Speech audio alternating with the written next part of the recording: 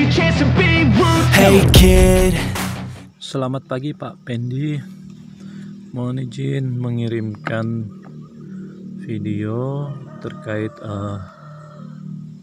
butir-butir pupuk NPK dari 2 minggu yang lalu Bapak. Seperti ini, masih ada butir-butirnya.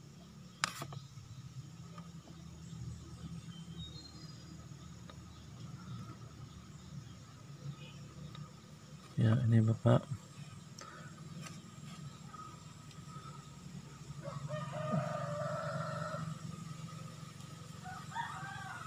Apakah hal ini jika kita tambah lagi pupuknya Bapak, apakah berpotensi untuk terjadi overdosis? Demikian Bapak, terima kasih, mohon pencerahannya. Selamat pagi. Salam Planter Indonesia. Assalamualaikum warahmatullahi wabarakatuh. Di sore hari yang berbahagia ini, izinkan The Brondol menjawab pertanyaan dari sahabat The Brondol yang sudah mengirimkan sebuah video berkaitan dengan penggunaan NPK. Bahwa namanya NPK 12-12-17-2 atau 13-8-27-4 plus 0,5 atau 13-6-27-4 plus 0,5 boron. Terkadang bahwa penggunaannya kita mau menggunakan kembali lagi, kok masih ada pupuknya. Pertanyaan, boleh nggak sih Pak Pak? Saya bilang boleh saja, nggak masalah. Apalagi penggunaan di pembibitan yang rata-rata 12-12-17-2, penggunaannya adalah per 2 minggu sekali. Yang artinya bahwa setiap 2 minggu kita pupuk lagi, setiap 2 minggu kita pupuk lagi, dan seterusnya. Maka mungkin akan timbul sebuah pertanyaan dari sahabat-sahabat The Brondol.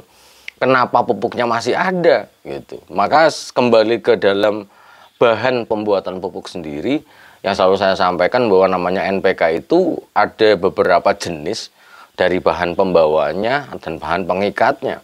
Ada yang dia misalnya 16-16-17, 16-16-16, 15-15 yang terkadang bisa larut 100%. Itu maka dia adalah bahan pembawanya yang larut 100%. 13-8-27-4 plus 0,5, 12-12-17-2, dan ada beberapa jenis yang lain yang memiliki pembawaannya adalah liat. Sehingga kalau kita berharap bahwa dia larut 100% dalam waktu yang cepat adalah sangat tidak mungkin sekali. Sangat tidak mungkin karena memang bahan pembawanya liat. Sehingga di dalam ngomongin harga 13-8-27-4 plus dibandingkan dengan 16-16 Mutiara dari Merauke tetap jauh harganya, mungkin bisa 2 kali lipat. Sehingga ketika kita mau pupuk lagi kok masih ada pupuknya, apakah pupuknya tidak bereaksi? Jawabannya sudah bereaksi.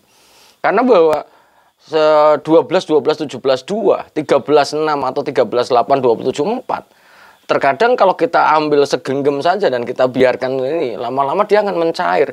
Karena bahwa kadar 10% nitrogen dari NPK biasanya dia akan memiliki higroskopis yang cukup baik. Ketika dia dibiarkan seperti ini, maka dia akan menangkap uap air di udara dan dia akan cenderung seperti mencair, ada mulai lembab ya gitu. Sehingga ketika sudah diberikan, apalagi di pembibitan ada ada penyair penyiraman, seolah-olah pupuknya masih utuh, tapi sebenarnya adalah sudah bereaksi. Begitu juga dengan pemupukan yang ada di di tanaman belum menghasilkan menggunakan pupuk ini. Maka ketika dipupukkan kok masih ada pupuknya ini, apa nggak apa-apa? Jawabannya ya nggak apa-apa. Karena bahwa biasanya 12-12-17-2 ya, ataupun pupuk berbahan pembawa liat yang rilis pertama kali adalah nitrogennya. Kemudian disusul dengan yang lainnya. Karena memang tanah liat memiliki memiliki muatan negatif yang mampu mengikat unsur hara dalam bentuk ion. Sehingga ketika dia diberikan kemudian dia meriliskan pelan-pelan seolah-olah nggak habis, padahal sebenarnya sudah bereaksi. Sehingga dan satu lagi tadi ada NPK, selain yang mudah larut bahan pembawaannya ada liat dan ada juga organik. Organik juga hal yang sama, tapi organik biasanya NPK yang memiliki bahan pembawa organik relatif lebih cepat, lebih cepat reaksinya karena dia biasanya dicampur dengan menggunakan pupuk tunggal. Sebagai contoh misalnya ada pupuk NPK organik yang menggunakan bahan pembawanya adalah dari solid misalnya, atau limbah pabrik kelapa sawit dalam bentuk solid atau WDS. Kemudian dia sudah dimatangkan, kemudian ada dicampur dengan urea cair, kemudian KCl cair, kemudian bisa mencapai titik tertentu ya, dalam artinya tertentu artinya bahwa dia memiliki memiliki kadar biasanya bisa sampai 10 12, kemudian ada yang 15 dan misalnya di kaliumnya biasanya adalah dicampur dengan pupuk tunggal, maka ya biasanya reaksinya cepat, tapi tidak akan larut 100% karena ada bahan organiknya. Mungkin itu sih yang harus saya jelaskan, sehingga nggak usah bingung ketika kita menggunakan pupuk NPK berbahan pembawa liat kok seolah-olah tidak bereaksi, sebenarnya sudah bereaksi. Karena banyak orang berpikir bahwa tanaman itu menyerap pupuknya. Sebenarnya bahwa tanaman adalah menyerap kandungan yang ada di dalam pupuk yang nanti akan bereaksi membentuk ion. Ion ini akan terserap oleh akar-akar kelapa sawit baik di lapangan ataupun di bibit-bibitan. Maka dia akan terserap dalam bentuk ion, sehingga nggak tenang saja. Sehingga banyak kayak sebagai contoh tuh gini. Pak Pendi, saya mau pupuk NPK 138274, tapi kenyataannya setelah saya pupukkan, saya mau susulkan dengan dolomit untuk 1 bulan, tapi kok masih ada NPK-nya. Ya, saya bilang nggak apa-apa, karena bahwa dolomit dan NPK yang kita takutkan dalam waktu berdekatan pengaplikasiannya adalah yang paling nggak pas adalah ketika dicampur, karena bahwa dolomit akan menaikkan pH tanah, di mana bahwa kenaikan pH tanah ini akan menguapkan nitrogen, akan memudahkan nitrogen melakukan volatilisasi atau penguapan dalam bentuk amoniak, sehingga tidak boleh berdekatan. Tapi dengan sudah lama diberikan, kemudian ada air yang mereaksikan pupuk ini sendiri dalam jangka waktu yang panjang, kemudian mau disusulkan pupuk lainnya, silahkan saja.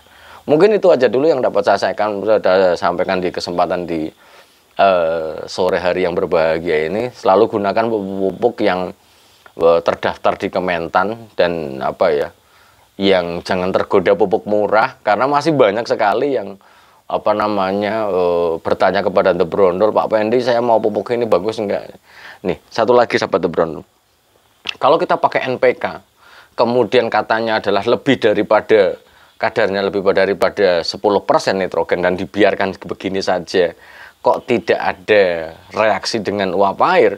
Misalnya kok di sini kita ambil kering dan dibiarkan selama 10 menit, 15 menit, 20 menit kok tidak ada tidak kayak semacam bertambah lembab, maka kita pertanyakan itu kadar nitrogen yang ada di dalam NPK itu sendiri harus kita pertanyakan. Saya yakinnya tidak akan mungkin lebih daripada 10%. Berarti pupuk itu adalah pupuk hoak yang harus segera dievaluasi apakah kita mau gunakan atau tidak. Dan masih banyak juga yang bertanya, Pak Pendi, kalau misalnya pakai pupuk NPK organik bagaimana? Seperti yang saya sampaikan tadi, biasanya akan relatif lebih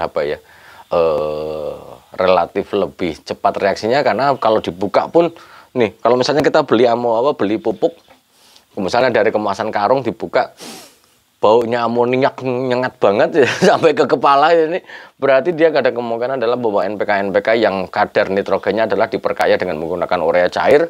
Apakah boleh sih Pak Pendi? Jawabannya ya boleh-boleh saja, nggak ada masalah. Tapi memang biasanya harganya relatif lebih murah karena dicampur, diperkaya dengan nitrogen dari luar, yaitu dalam bentuk urea cair. Dan ini satu lagi terus ya, satu lagi nih. Dan sahabat The Brondol, ketika kita menggunakan NPK harus hati-hati, jangan jangan